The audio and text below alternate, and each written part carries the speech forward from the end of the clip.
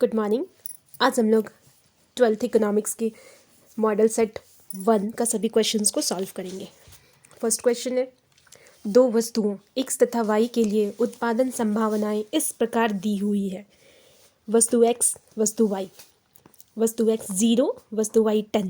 ठीक है, तो हम लोग एक लाइन में देखते हैं। तो वस्तु x का क्या हो रहा है 0 1 2 3 4 5 और y का क्या हो रहा है 10 8 6 4 2 0। मीन्स y का घट रहा है और x का बढ़ रहा है, इंक्रीजिंग वे में है, और कमोडिटी y हमारी डिक्रीजिंग वे में है। तो उत्पादन संभावना वक्र का आकार कैसा होगा? हम लोग x एक्सिस पे x कमोडिटी को दिखा रहे हैं, y एक्सिस पे y कमोडिटी को दिखा रहे हैं। तो हमारा जो x कमोडिटी है वो इंक्रीज हो रहा है और y कमोडिटी जो है वो डिक्रीज हो रहा है। तो इसके अकॉर्डिंग हम लोग ग्राफ बनाएंगे तो वो बनेगा ऋणात्मक ढाल की एक सरल रेखा। तो इसका आंसर होगा C। नेक्स्ट क्वेश्चन नंबर 2, निम्नलिखित में से कौन अर्थव्यवस्था की एक केंद्रीय समस्या है? केंद्रीय समस्या हम लोग 3 पढ़े हैं, क्या उत्पादन हो, कैसे उत्पादन हो और किसके लिए उत्पादन हो। तो इन तीनों समस्याओं में ऑप्शन डी हमारा सही है, किसके लिए उत्पादन हो। नेक्स्ट क्वेश्चन नंबर 3 पे आते हैं। अर्थशास्त्र में शब्द व्याष्टि और समष्टि का प्रयोग सर्वप्रथम किस अर्थशास्त्री ने किया था? वैगनर फ्रिश ने किया था। नेक्स्ट क्वेश्चन नंबर 4 हमारा है, एक किसान खेतों की जुताई के लिए ट्रैक्टर और हल बैल के बीच किसी एक तकनीक का चयन करता है। उसका यह चयन अर्थव्यवस्था की किस केंद्रीय समस्या से मेल खाता है? डैट मीन्स उसने क्या किया, टेक्नोलॉजी को चूज़ किया। तो चूज़ करके वो क्या करेगा, उसने इस कैसे उत्पादन करे इसका सॉल्यूशन ढूंढा। ठीक है, टेक्नोलॉजी से करे या लेबर से करे, कैसे वो उत्पादन करे, तो वो कैसे प्रोडक्शन करना है वो उसका आंसर ढूंढा। तो इसका ऑप्शन होगा बी, कैसे उत्पादन करें। नेक्स्ट क्वेश्चन हमारा है क्वेश्चन नंबर 5, किस अर्थशास्त्री के अनुसार उपयोगिता को मुद्रा में मापा जाता है?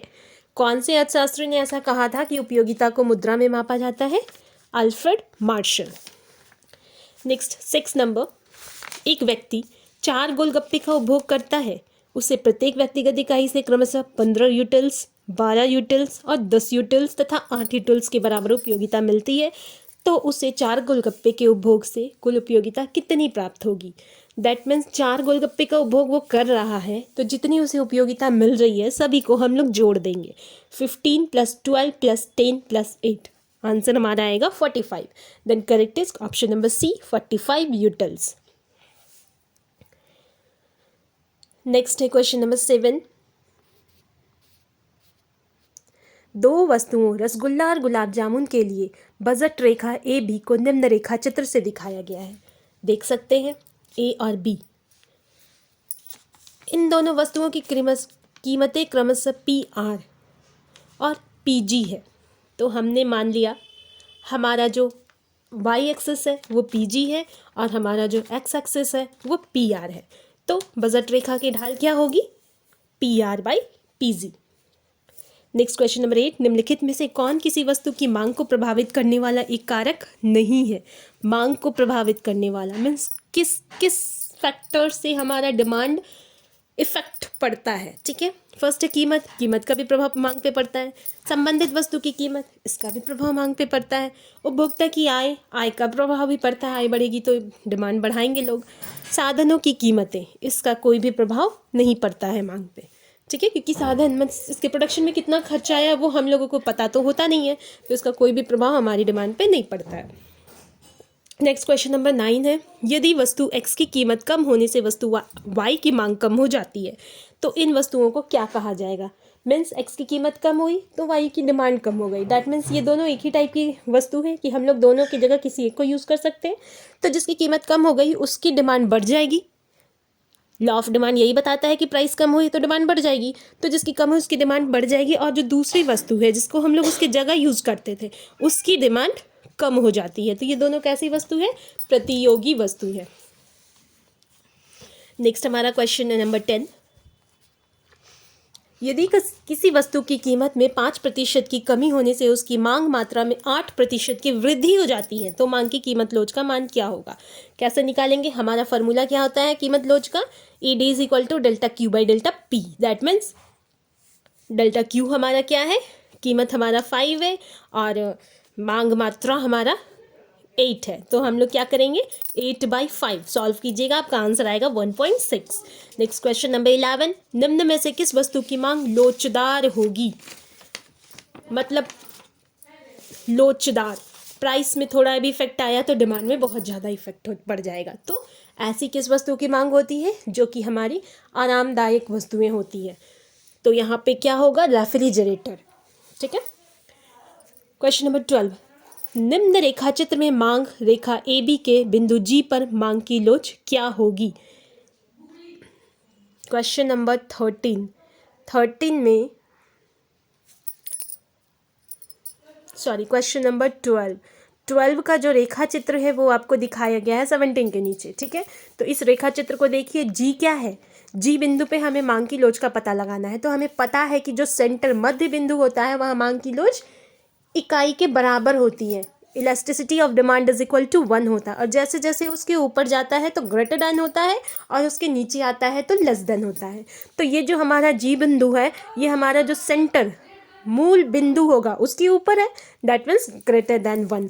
और एक चीज़ यहाँ समझ लीजिए कि ये और ऊपर होकर के ए बिंदु पे चला आता है तो वो इन्फिनिटिव हो जाता है, और वैसे ही और डाउन होकर के बी बिंदु पर आ जाता है तो वो 0 हो जाता है। ठीक है, और मध्य बिंदु पे रहता है तो इज इक्वल टू 1 होता है, और 1 से इन्फिनिटिव के बीच रहा तो वो फिर ग्रेटर देन 1, और 0 से 1 के बीच में रहा तो वो लेस देन 1।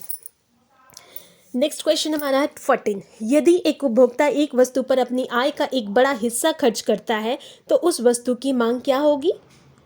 मतलब अपनी इनकम का एक बहुत बड़ा पार्ट किसी वस्तु पे खर्च कर रहा है तो उसको कोई फर्क ही नहीं पड़ेगा कि उसका प्राइस क्या है, वो तो कर ही रहा है, उसकी प्राइस थोड़ी भी बढ़ जाएगी तो फिर भी वो करेगा ही। तो वैसी वस्तु की मांग क्या होगी? बेलोचदार। ठीक है, नंबर 15 में आ जाइए। औसत स्थिर लागत वक्र का आकार कैसा होता है? जब हम लोग औसत स्थिर लागत बनाते हैं, वक्र बनाते हैं, तो इसका आकार होता है आयताकार परवलयिक। ठीक है, औसत स्थिर लागत, that means AFC, average fixed cost. Next है 16, परिवर्ती साधन का औसत उत्पाद बढ़ता है जब सीमांत उत्पाद औसत उत्पाद से अधिक होता है, तब उसका औसत उत्पाद भी बढ़ता है। ठीक है, इसको हम लोग एक ग्राफ के थ्रू समझ सकते हैं। जब हम इसका ग्राफ हम लोग बनाएंगे तो हम लोग देखेंगे सबसे ऊपर रहता है टोटल प्रोडक्ट का ग्राफ, उसके बाद एवरेज प्रोडक्ट का, और फिर मार्जिनल प्रोडक्ट का। मार्जिनल प्रोडक्ट का जो ग्राफ बनता है वो नेगेटिव तक जाता है। नेक्स्ट है 70 नंबर, जब कुल उत्पादन अधिकतम होता है तो सीमांत उत्पादन का मांग 0 होता है। ठीक है, जब सीमांत 0 होगा तो हमारा टोटल एकदम मैक्सिमम लेवल पर होगा, उसके बाद हमारा टोटल प्रोडक्शन भी डाउन होगा और जो मार्जिनल प्रोडक्शन है वो नेगेटिव होता जाएगा।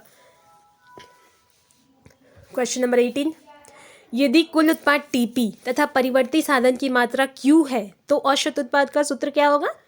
TP/Q। एवरेज हम लोग कैसे निकालते हैं? Total product by units of product. ठीक है, तो यूनिट्स ऑफ प्रोडक्ट को यहाँ दिखाया गया है Q से, तो हमारा AP is equal to TP/Q होगा, ऑप्शन नंबर A। नेक्स्ट 19, यदि कुल उत्पाद TP तथा परिवर्ती साधन की मात्रा Q है तो सीमांत उत्पाद का सूत्र क्या होगा? सीमांत मीन्स अतिरिक्त, एडिशनल यूनिट। तो हम लोग कैसे दिखाते हैं? डेल्टा चेंजेस से। तो यहाँ पे हमें डेल्टा वाला जो भी फॉर्मूला दिखे, that means option number B, delta TP/डेल्टा Q। नेक्स्ट है क्वेश्चन नंबर 20, जब औसत लागत सीमांत लागत से कम होती है तब औसत लागत बढ़ती है। ठीक है, हम लोग दोनों जब लागत को एक ग्राफ में बनाएंगे तो हम लोग देखेंगे कि जब औसत लागत अधिक होती है तो सीमांत लागत कम होती है, और जब दोनों बराबर होती है उसके बाद सीमांत लागत बढ़ती है, औसत लागत कम हो जाती है। ठीक है, तो क्वेश्चन हमारा है, जब औसत लागत सीमांत लागत से कम होती है तब औसत लागत बढ़ती है, वो अपने आप में बढ़ती है, उससे ज़्यादा ऊपर नहीं जाती, लेकिन वो ऊपर की ओर बढ़ती है। नेक्स्ट क्वेश्चन नंबर 21, परिवर्तनशील अनुपातों का नियम उत्पादन के कितने स्तर की व्याख्या करता है? 3 स्तर की। कौन कौन सा? वर्धमान प्रतिफल, स्थिर प्रतिफल और वृद्धि नियम। अल्पकालीन औसत लागत वक्र का आकार कैसा होता है? हमने पढ़ा है, अल्पकालीन औसत लागत वक्र का आकार U शेप में होता है। 23, निम्नलिखित में से कौन स्थिर लागत का एक उदाहरण है? स्थिर लागत मतलब जो फिक्स्ड है। स्थायी कर्मचारी का वेतन, उसका वेतन जो होगा वो फिक्स्ड होगा, एक फिक्स्ड अमाउंट होगा जो उसे हमेशा मिलेगा। ठीक है। फिर नेक्स्ट हमारा प्रति इकाई बिजली बिल, तो वो भी हम लोग change time to time change होता रहता है।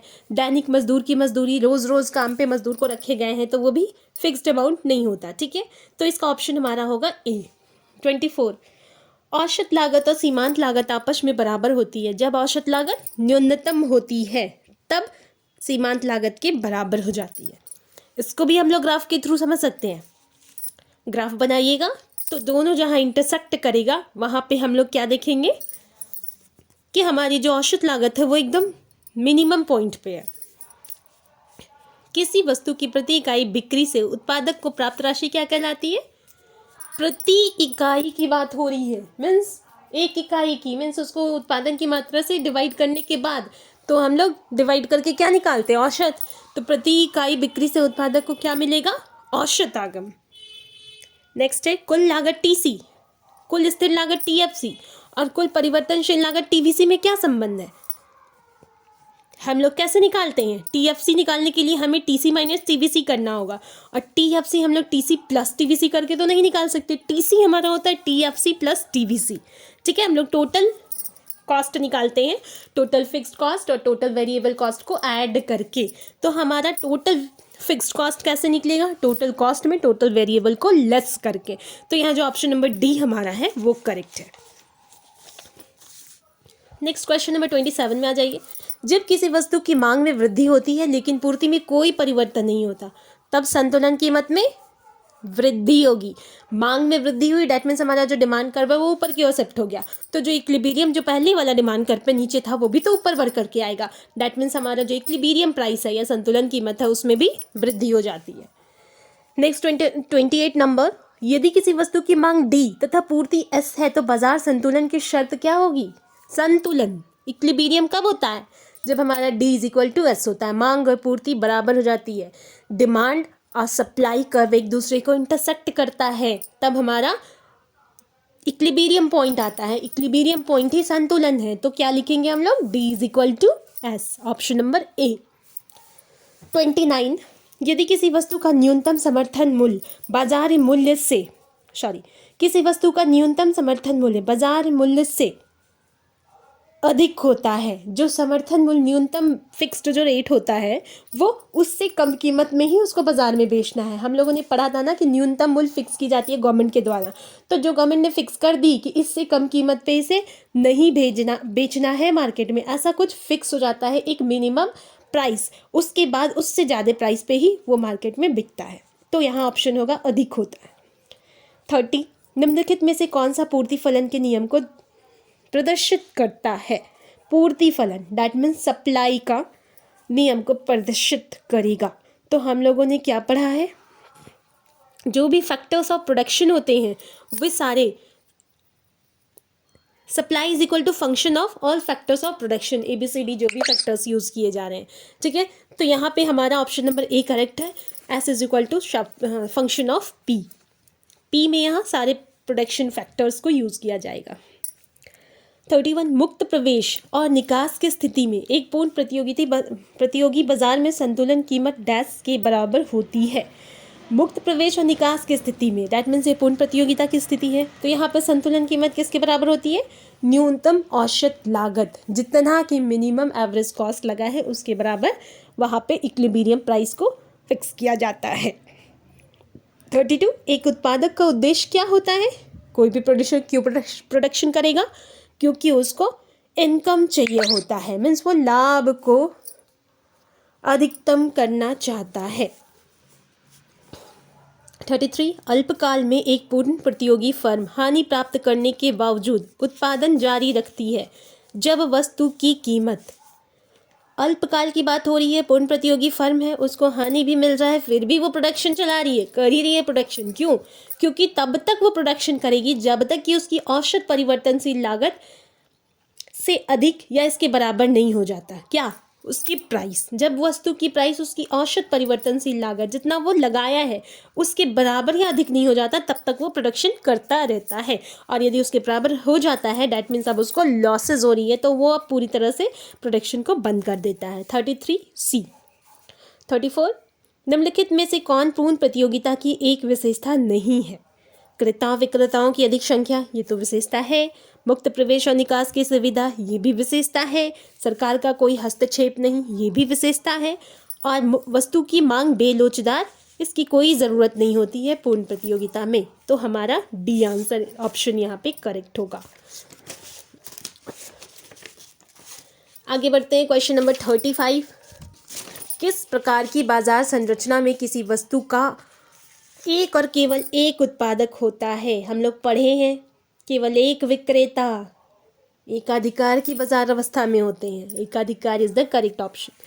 36, निम्नलिखित में से कौन सा कथन पूर्ण प्रतियोगिता और एकाधिकार में स्पष्ट अंतर को व्यक्त करता है? पूर्ण प्रतियोगिता और एकाधिकार में अंतर, तो ऑप्शन नंबर बी हमारा करेक्ट है। एकाधिकारी पूर्ण प्रतियोगी फर्म की तुलना में अधिक कीमत तय करता है और कम मात्रा की बिक्री करता है, क्योंकि उसके पास जो प्रोडक्ट्स अवेलेबल होते हैं वो उसका कोई क्लोज सब्स्टिट्यूट नहीं होता है, इसीलिए वो परफेक्ट कंपटीशन के कंपैरिजन में प्राइस भी अधिक रखता है और जो वो सप्लाई करता है उसकी क्वांटिटी भी कम ही रखता है। ठीक है,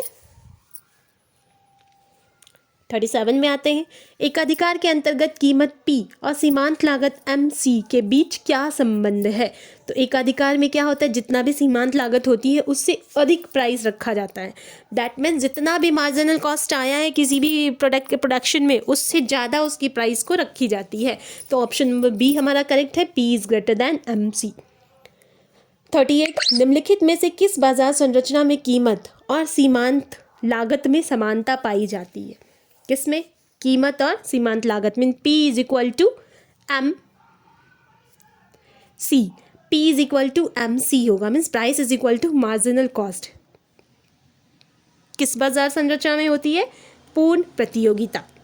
ठीक है, एकाधिकार में प्राइस अधिक होता है मार्जिनल कॉस्ट से, लेकिन पूर्ण प्रतियोगिता में मार्जिनल कॉस्ट के बराबर होता है प्राइस। सी ऑप्शन हमारा करेक्ट है।